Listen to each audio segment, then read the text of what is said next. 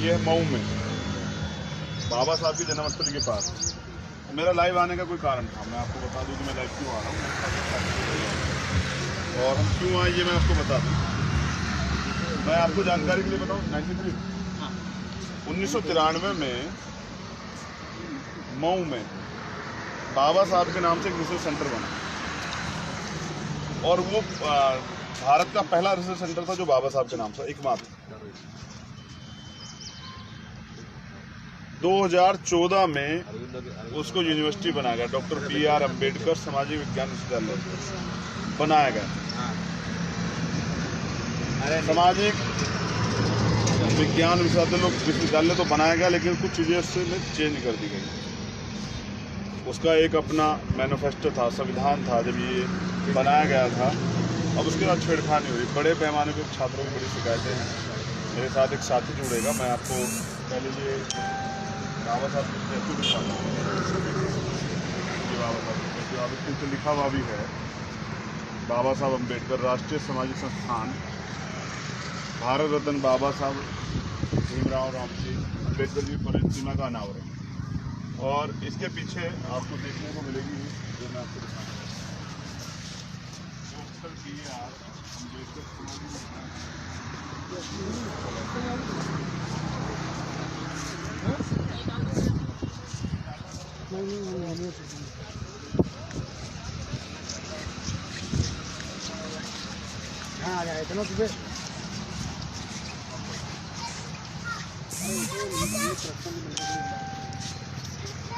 तो अब ये पहली सामाजिक विज्ञान विश्वविद्यालय बन चुका है, लेकिन वास्तविकता क्या है, हकीकत क्या है इसकी और यहाँ क्या चल रहा है, ये मैं आपको बताने का प्रयास करूँगा। तो चलिए मेरे साथ हैं, क्या नाम है आपका? मेरे साथ है मनोज अवस्थी, ये PhD रिसर्च स्कॉलर हैं। कौन से विषय? समाज कार्य विषय पर। मैं चाहता हूँ कि आप इनको सुने और बहुत ज़रूरी है इनको सुनना, क्योंकि जो इन्होंने मुझे बताया मैं चाह रहा था आप लोगों तक पहुँचा दूँ। क्योंकि अगर ये जानकारी आपको नहीं पहुँचेगी तो आपको जानकारी नहीं होगी कि आपके अधिकार लूट रहे हैं, छीन रहे हैं और लोग उनको बड़ी आसानी से छीन पा रहे हैं, क्योंकि आपको समझ ही नहीं आ रहा कि वो क्या रहा है। तो अब जो आगे की घटना आप सुनेंगे वो भास्कर के द्वारा। भास्कर बताओ क्या चल रहा है? मेरा नाम मनोज भास्कर है, मैं PhD रिसर्च स्कॉलर हूँ और पिछले 3 साल से और यहाँ मैं PhD कर रहा हूँ। PhD करते करते मुझे 3 साल हो गए, लेकिन आपको जानकर आश्चर्य होगा कि मुझे 3 साल हो गए आज तक मुझे गाइड नहीं मिला जिसके अंतर्गत मैं PhD कर सका। इस विश्वविद्यालय, जब ये विश्वविद्यालय बना सन 2014 में, पहले ये राष्ट्रीय शोध संस्थान था, अभी ये सामाजिक विज्ञान विश्वविद्यालय है। अभी विश्वविद्यालय बना, विश्वविद्यालय बनने के बाद में यहाँ पर 2014 के बाद में जो है यहाँ के कुलपति चेंज हुए। पहले कुलपति थे डॉक्टर RS कुरील, उनको किसी कारणवश हटा दिया। शासन प्रशासन ने उनके ऊपर कई आरोप लगाए और उन्हें हटा दिया। इस विश्वविद्यालय का उद्देश्य है समाज के शोषित, पीड़ित, वंचित समाज के छात्र छात्राओं को निःशुल्क और गुणवत्तापूर्ण शिक्षा देना। लेकिन जब ये 2014 में बना, उसके बाद में इस विश्वविद्यालय में ब्राह्मणवाद शासन लागू हो गया और यहाँ हमें किसी प्रकार की सुविधाएँ नहीं मिल रही। अभी कुछ बता रहे थे अभी पहले जो उसका संविधान था उसमें ये लिखा हुआ था कि यहाँ जो SC ST OBC के लोग जो कुलपति और अन्य कुलसचिव अन्य इन पदों पर रह सकते हैं। ये क्या है? हाँ, जब ये संस्थान था, शोध संस्थान था, राष्ट्रीय शोध संस्थान था, तब यहाँ पर एक कानून चलता था। वो कानून ये था कि जो SC ST का होगा वही यहाँ पर कुलपति और कुलसचिव बन सकेगा। लेकिन जब विश्वविद्यालय बना तब ऐसा नहीं। अच्छा, विश्वविद्यालय बनने के साथ ही यहाँ की जो शोध संस्थान की जो सुविधाएँ थी वो खत्म हो। कैसी सुविधाएं खत्म कर दी? जैसे यहाँ कुलपति SC का बन सकता है। अब कौन? अभी यहाँ आशा शुक्ला मैडम है। आशा शुक्ला, हाँ। अच्छा। यहाँ के कुलसचिव मनोज तिवारी जी हैं अभी यहाँ पर। अच्छा, हाँ। और अभी लेटेस्ट हमारे पास लेटर आया है, मैं लाया नहीं हूँ। उस लेटर में लिखा है कि आपको जो है विश्वविद्यालय छोड़ना पड़ेगा। आपको 3 साल हो गए, आपके लिए गाइड की व्यवस्था हम यहाँ पर नहीं करा सकते। समाजकारी विषय में यहाँ पर आपके PhD गाइड नहीं, ये गाइड नहीं मिल रहे, इस वजह से आपको रीवा विश्वविद्यालय में ट्रांसफर किया। तो इससे तो बड़ी कठिनाई होने वाली है। बिल्कुल, ऐसे मैं अकेला नहीं हूँ, यहाँ पर करीब 350-400 छात्र हैं। अच्छा। जिनको कहीं रीवा भेजा जा रहा है, कहीं भोपाल बरकतुल्ला विश्वविद्यालय भेजा जा रहा है, कहीं इंदौर देवी अहिल्या विश्वविद्यालय भेजा जा रहा है। अब बताइए, अगर इस विश्वविद्यालय में हम जैसे छात्रों को, गरीब छात्रों को PhD नहीं कराई जाएगी से जा सकते हैं। दूसरे विश्वविद्यालय में आपको ट्रांसफ़र किया गया है, वहाँ अगर हमारे साथ में किसी प्रकार का गलत व्यवहार होता है तो हमें कौन देखने आएगा, कौन सुनेगा। अगर वहाँ उन्होंने PhD कराने से मना कर दिया तो मेरा तो भविष्य खराब हो जाएगा ना, 3 साल तो खराब अच्छा, हो मैं गए। तुमसे जानने का प्रयास कर रहा हूँ, तो क्या यहाँ जहाँ आप पढ़ रहे थे तो यहाँ आपको लगता था कि यहाँ संस्थान में हाँ। आपको जो आप रह के PhD कर पाएंगे आराम से, ऐसा उम्मीद थी आपको? आज आपकी उम्मीद है क्या टूट गई? बिल्कुल, आज मेरी क्या सारे छात्रों की उम्मीदें टूट रही है सब। अच्छा, हाँ, आपका- वजह ये आपके है, पापा क्या करते हैं? मेरे पिताजी जो है कृषि मजदूरी करते हैं। अच्छा, कृषि मजदूरी करते हैं मेरे हाँ, पिताजी। वागले जो है, क्या नाम बताया? मनोज वास्ते। मनोज वास्कल जो है, उनके फादर कृषि का काम करते हैं। तो आप समझिए कि हम जो शोषित पीड़ित लोग हैं, हम भी चाहते हैं कि हम लोग पढ़ें, और जो व्यवस्थाएं पढ़ने के लिए हमारे लिए बाबा साहब ने की थी, तो वो आज उनको ख़त्म किया जा रहा है। जब ऐसे नौजवान नहीं पढ़ पाएंगे तो क्या समाज, कैसे समाज का भला करेंगे, कैसे सिस्टम में आएंगे, कैसे अपने लोगों की आवाज़ उठा पाएंगे? थोड़ा सा सोचना पड़ेगा आपको। मनोज की पीड़ा आप समझ सकते हैं। मनोज के साथ 350 लोग ऐसे हैं, 350 बच्चे ऐसे हैं जो PhD कर रहे हैं, कल देश का भविष्य है। उनको उनकी PhD में बाधा उत्पन्न की जा रही है, उनको रोका जा रहा है, उनको भेजा जा रहा है दूसरे विश्वविद्यालयों में। अगर वहाँ उनके साथ अच्छी पढ़ाई नहीं हो पाती या उनको वहाँ भी गाइड नहीं मिलता तो उनका फ्यूचर खराब होगा। ये बड़ी मनोज, तुम कुछ कहना चाह रहे एक संदेश देना चाह रहा हूँ सर आपके माध्यम से। हो? मेरा एक संदेश है तमाम बाबा साहब के नाम से संगठन चलाने वाले साथी, जय भीम बोलने वाले साथी। बाबा साहब के विश्वविद्यालय देश में कई हो सकते हैं, ये मैं मानता हूँ, लेकिन महू में, चूँकि महू में बाबा साहब का जन्म हुआ है, इसलिए महू की जो विश्वविद्यालय है डॉक्टर बाबा साहब अम्बेडकर के नाम से, उस विश्वविद्यालय में अगर किसी भी प्रकार की समस्या आती है तो उस पर गौर करना पूरे देश के अम्बेडकरवादियों को करना चाहिए, और गौर ही नहीं करना चाहिए। जो समस्याएं इस विश्वविद्यालय में, इस समस्याओं को समाधान के लिए बाकी तमाम संगठन के साथियों को भी सहयोग करना चाहिए। जिस प्रकार आज भीम आर्मी के चीफ हमारी मदद कर रहे हैं, उस प्रकार बाकी संगठन के साथियों को भी हमारी मदद करना चाहिए, और में पढ़ने वाले छात्रों को भी बचाना पड़ेगा। मनोज, हम 350 छात्र यहाँ से चले जाएंगे, उसके बाद में ये विश्वविद्यालय बंद हो जाएगा। तो क्या आप चाहते हैं कि महू का विश्वविद्यालय, जहाँ बाबा साहब का जन्म हुआ था, वो विश्वविद्यालय बंद हो? जब छात्र ही नहीं रहेंगे तो विश्वविद्यालय तो बंद होगा ना। मनोज का सवाल बड़ा है। मनोज का सवाल ये है कि अगर बच्चे ही नहीं रहेंगे तो विश्वविद्यालय बंद हो जाएगा, तब हम कहाँ जाएंगे, तब ये यूनिवर्सिटी नहीं रहेगी। सवाल ये है कि बाबा साहब के नाम पर चलने वाली संस्थाएं अगर बंद हो जाएंगी, और वो भी वहाँ जहाँ बाबा साहब पैदा हुए, कैसे चल पाएगा? बड़ा कठिन। मेरा बस आपसे इतना कहना, और मैं यहाँ जो लोग इसे सुनेंगे, क्योंकि मेरे बाद इसे पूरे देश के लोग सुनेंगे और साथ ही से शेयर भी करेंगे, मैं आपको इतना बता दूँ, मनोज अकेला नहीं है। मनोज के साथ 350 से लोग हैं, साथी हैं, बच्चे हैं जो PhD कर रहे हैं, उनका भविष्य खतरे में, और ये नहीं होने दिया जाएगा किसी भी तरह से।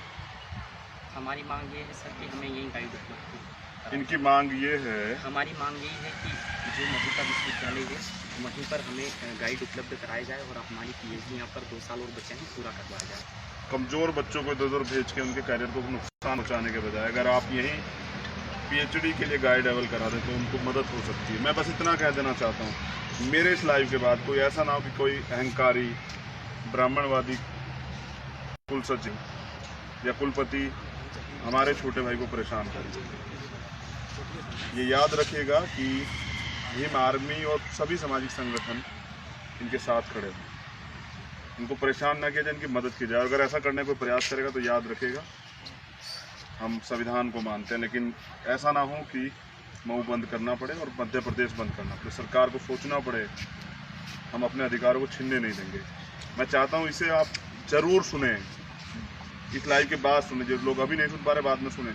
बड़ी समस्या है, सब कुछ है। अगर बाबा साहब ना होते तो क्या हम लोग होते?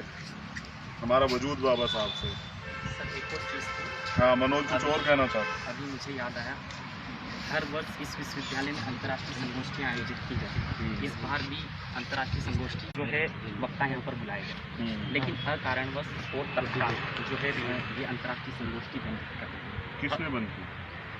यहाँ DC और रजिस्ट्रार मैडम ने जो है पोस्टपोन करवा दी। वो नहीं चाहते यहाँ पे जो है बाबा अब साहब के नाम पे बताइए, प्रोग्राम। जहाँ पर PhD कर रहे हैं लड़के लड़कियाँ, वहाँ पर अगर संगोष्ठियाँ नहीं होगी, सभा नहीं होगी, कॉन्फ्रेंस नहीं होगी, तो छात्र अपना शौक कैसे पूरा करेंगे? और खासतौर पे बाबा साहब की जयंतियाँ क्यों बंद करवाई जा रही है उसी विश्वविद्यालय में जहाँ पर पढ़ रहे हैं? जहाँ बाबा साहब के नाम से जो रिसर्च सेंटर विश्वविद्यालय है, वहीं बाबा साहब पे संगोष्ठियाँ नहीं होंगी, वहीं बाबा साहब के विचारों का प्रत्यावर्तन नहीं किया जाएगा, वहीं बाबा साहब के विचारों को नहीं फैलाया जाएगा। और 3 बड़ा क्वेश्चन बना है कि 3 बड़े बुद्धिजीवी विदेश से यहाँ आने वाले थे, इस पे चैप्टर देने, इस पे अपनी बात रखने, यहाँ के जो PhD करने वाले बच्चे हैं, छात्र छात्रा हैं, उनको समझाने के लिए, उनको प्रेरणा देने के लिए उनको रोका गया है, जानबूझकर जो यहाँ का प्रोग्राम कैंसिल किया गया। आप मुझे बताएं कहाँ से कहाँ, अगर बाबा साहब की यूनिवर्सिटी में प्रोग्राम नहीं होगा बाबा साहब के जन्मदिन पे, जो हमारी आस्था से जुड़ा हुआ है, कहाँ पर होगा? कांग्रेस दफ्तर में, बीजेपी के दफ्तर में, संघ के कार्यालय में कहाँ होगा? ABP के कार्यालय में कहाँ होगा? समझना पड़ेगा कि अगर बाबा साहब के विश्वविद्यालय में बाबा साहब संगोष्ठी नहीं हो तो कहीं और नहीं होगी। बाबा साहब का जय भीम बोलने से ये जो पार्टियावाज बाबा साहब को याद कर रही है, इसलिए कर रहे हैं कि वो उनसे जुड़े वोट बैंक को कब्जाना चाहती है। हमारा उद्देश्य ये है कि पूरे देश में जो चल रहा है वो सब लोग पता जाना चाहिए। ये बड़ा सवाल है, मैं चाहता हूँ इसको, इस पर आप अपनी राय रखें और ये सभी लोगों तक पहुँचाए। पहला सवाल कि यहाँ संविधान में SC ST OBC के ही कुलपति और कुलसचिव हो सकते हैं, उसको बदला गया है। दूसरा, यहाँ के बच्चों को यहाँ से भेजा जा रहा है, यानी कि यूनिवर्सिटी को बंद करने की साजिश हो रही है। और तीसरा, यहाँ बाबा साहब के जन्मदिन पर कल प्रोग्राम था, उसको जानबूझकर कैंसिल किया गया है। अब समझने की बात है एक और चीज़, मैं आप इसमें एक और चीज़ जोड़ देता हूँ। SC ST आयोग हमारा है, हमारे लिए काम होंगे। चेयरपर्सन वहाँ बैठे हुए हैं ब्राह्मणवादी लोग, वो क्या हमारा भला करेंगे भाई? आपको समझना पड़ेगा, हमारा नाम रह पड़ेगा। और हम लोग, अब ये चुनाव खत्म हो जाएगा, राजनीतिक लोग घर बैठ जाएंगे, तब हम इस पर लड़ेंगे। लेकिन अभी भी मैं यहाँ की पूरी भीम आर्मी की टीम को ये निवेदन कहता हूँ और ये आदेश भी देता हूँ कि अगर कभी इनके साथ कोई भी प्रॉब्लम्स आए तो आप उसमें खड़ा होकर काम कीजिएगा, इनको मदद कराएगा, इनको अकेले मत होने दीजिएगा। और इनको ये ना लगे कि अकेले। मनोज, मैं विश्वास दिलाता हूँ कि हम सब लोग आपके साथ हैं, आपके साथ कोई भी अन्याय नहीं होने दिया जाएगा। इस मामले पे अगर आंदोलन करना पड़े, धरना करना पड़ा, जेल जाना पड़ा, कुछ भी करना पड़ा, तो भीम आर्मी की टीम यहाँ मदद करेगी। आप लोग सपोर्ट करेंगे सब लोग? बिल्कुल। भीम आर्मी के साथ मेरे और भी साथी जुड़े, लेकिन मेरे परिवार का हिस्सा है, तो उन्होंने भी वादा किया कि वो भी जो है इसमें मदद कराएंगे। ऐसे एक छोटे भाई मेरे साथ हैं, वो उन्होंने वादा किया कि वो मदद कराएंगे और वो प्रयास करेंगे इस लड़ाई को कमज़ोर ना पड़ने दें। तो इसी तरह से जो है हमारे सामाजिक संगठनों का उद्देश्य होना चाहिए कि हमें अपने जो भी प्रॉब्लम्स हमारे साथ चल रही, जहाँ भी चल रही, बाबा साहब से जुड़ी हुई कई संस्थानों में या कई अन्य उसमें, तो उस पर हमें काम करना पड़ेगा। जय भीम, जय भीम आर्मी। फिर आपसे मुलाकात होगी। बड़ा अच्छा स्टैचू था, मैं आपको दिखाने का प्रयास कर रहा था। बड़ा अच्छा स्टैचू है। बस हेलो। और हमारा उद्देश्य है कि बाबा साहब के जितने रिलेटेड मामले जब 2 प्रतिशत दिखाने पड़ेगी, बिल्कुल दिखाने पड़ेगी। एक्चुअली अगर आप जीना चाहते हैं तो आप रचना, अगर आप चाहते हैं कि बाबा साहब का सपना पूरा हो, साहब काशीराम का सपना पूरा हो, इस स्टैचू, ये जो स्टैचू है जिस काम में उनका काम पूरा हो, तो आपको लड़ना पड़ेगा, आपको आना पड़ेगा जमीन पे। इसी में बैठ के काम नहीं चलेगा, आपको आके उनकी बात को सुनना पड़ेगा, उनके लिए उनको विश्वास दिलाना पड़ेगा। कुछ लोग हैं ईमानदार, और हमारी ताकत ईमानदारी है। हम लोग अगर आज जिंदा हैं और काम कर रहे हैं, तो मेरे पीछे आप अभी फिर स्टार्टिंग जैसा माहौल बन गया बाबा साहब। हम हैं तो इनकी वजह से, और जब तक हमें इनकी आइडियोलॉजी के साथ समझौता नहीं करेंगे, जो इन्होंने कहा सकते हैं उसी पर काम करेंगे। उनका विलेज समझता बनेगा, SC ST OBC माइनॉरिटी के लोग, आदिवासी लोग मजबूत होंगे, सामाजिक परिवर्तन आते हैं।